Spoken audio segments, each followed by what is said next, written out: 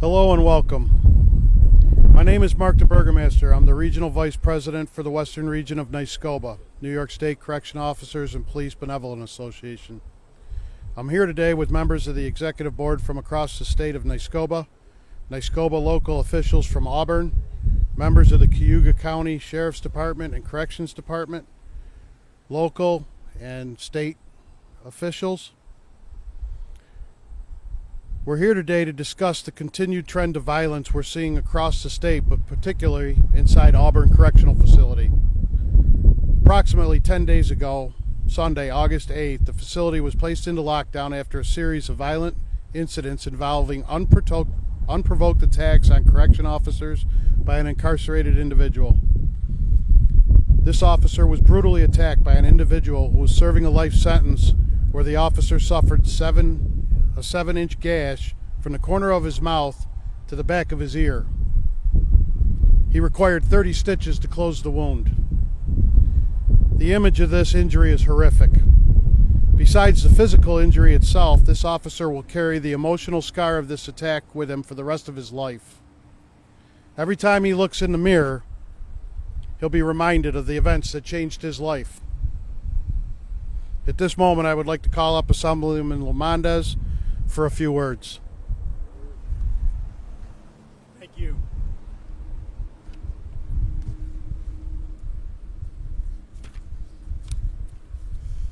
My remarks will be brief, and I just want to say, ladies and gentlemen of New York State police and correction officers, and all of law enforcement, as well as other elected officials, I appreciate the opportunity to address you today on this topic of public safety.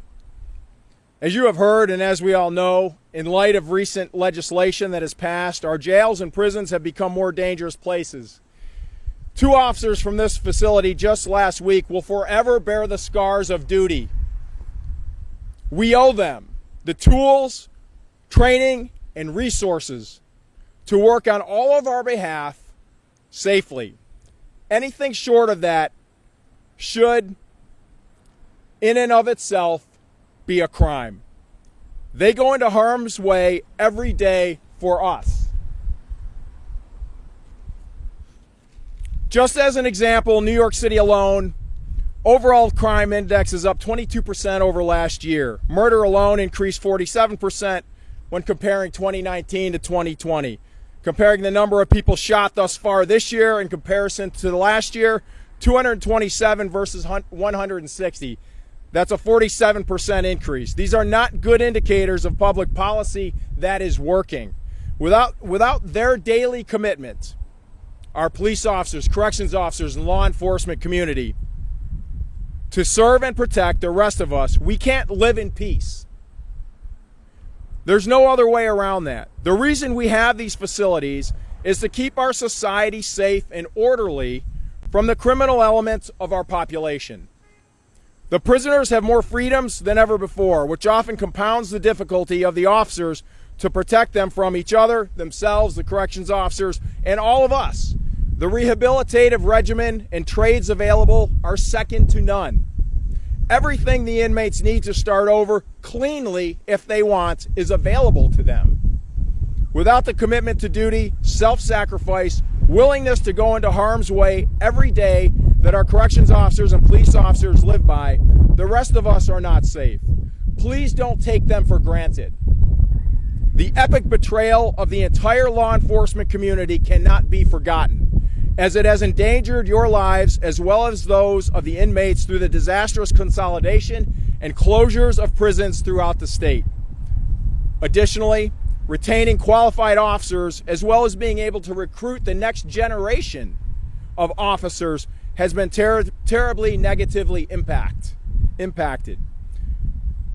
Ladies and gentlemen, we have a solemn obligation to enable those who serve and protect us to be able to do their jobs safely. Let's not forget that. Thank you for allowing me to address you on this topic today. Thank you all.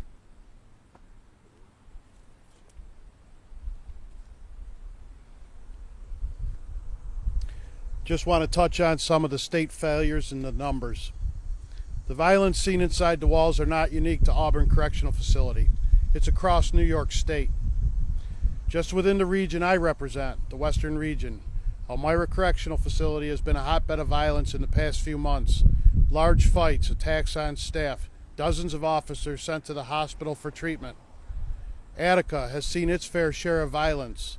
Collins Correctional Facility has been numerously reporting violent activity within their medium setting. And with the impending implementation of the HALT legislation passed earlier this year, which aims to water down the discipline system even further, these dangerous predators will thrive in a consequent-free environment. Our federal lawsuit filed in May seeks to end HALT until the rise in violence is studied and addressed. The state has proudly touted the reduction in the number of correctional facilities to right size. The system has incarcerated population has significantly declined. While the ideal looks great in a press release, the reality is it only compacts the more violent incarcerated individuals into tighter quarters and closer to their prey. Additionally, inmate-friendly legislation has restricted and rendered the proven disciplinary system to nothing more than a slap on the wrist. Yet state officials are appalled at the rising trend of violence in our facility.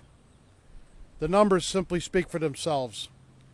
Despite an incarcerated population decline from 55,000 in 2012 to 34,000 in 2020, violence incidents against staff have doubled from 524 in 2012 to over 1,034 in 2020.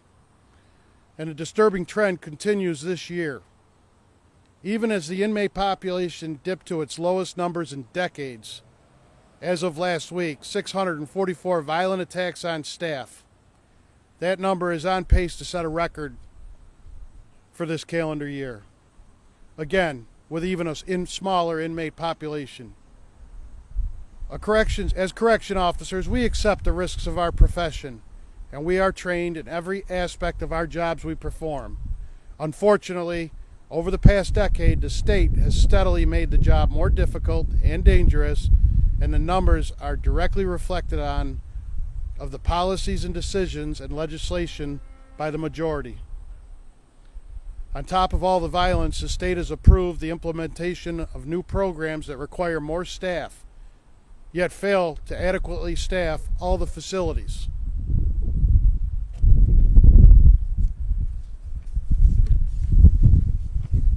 Enough's enough.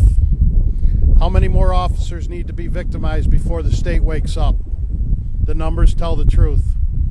2021 aims to set a record of violent assaults on staff and inmate population that hasn't been seen in decades. Auburn Correctional continues to see violence on staff day after day after day.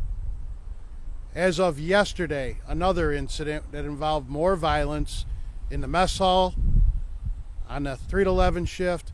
More and more incidences are occurring even now as they try to come out of a lockdown. Tensions are high inside. The inmates know they have the upper hand. We feel as though we don't have the backing of the state, nor do we support the current administration besides the standard line, these attacks on staff will not be tolerated. They continue to happen and there is no response. It just doesn't make sense as to why the state would continue down this road. We all see where it's headed. We are repeating history. We have not learned from our past. My members have done their part. We signed up for this job. We honor our commitment to protect New Yorkers from the dangerous individuals that reside inside these prison walls. It's time for the state to honor their end of the bargain and pass common sense policies that protect the brave men and women of NYSCOPBA from these vicious attacks. If you have any questions, I'll be more than happy to answer them.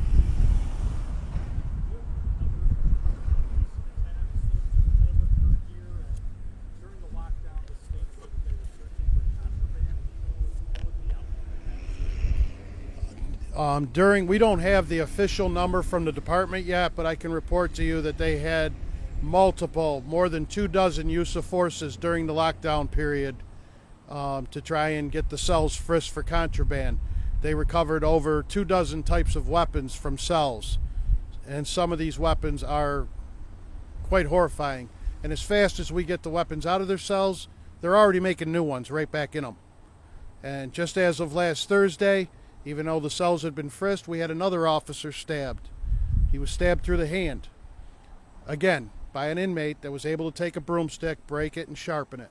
They are creative, and they will create weapons out of anything they can get their hands on. That's the constant battle we have inside these walls. How many of your members have been hurt in this recent stretch of violence here? I don't have the exact number from the facility as of yet, but there's several dozen that were injured, had to seek medical treatment. Obviously, some more severe than others. I do know in the opening days we had, just in one day, there were several use of forces. We had people that had blood exposures that had to be treated for that. We've had other injuries, fractured hands, bones. You know, this is not normal. We have never seen this type of violence in our correctional facilities at this level. They have no fear of any discipline at this point.